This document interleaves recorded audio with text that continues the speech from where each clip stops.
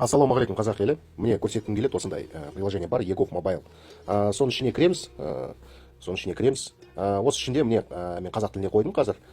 Кіру, тіркелу, мен мына жерде тіркелдім негізі.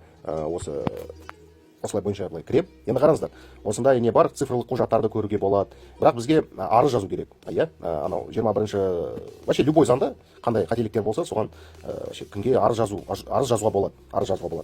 Сол мынау е өтінішке басамыз, осындай не шығады. Міне өтініш беру басамыз.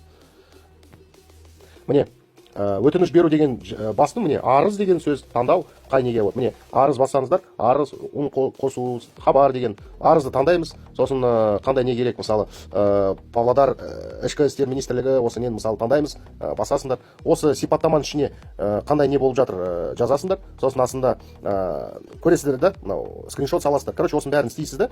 Сосын жібересіз. Болды осы.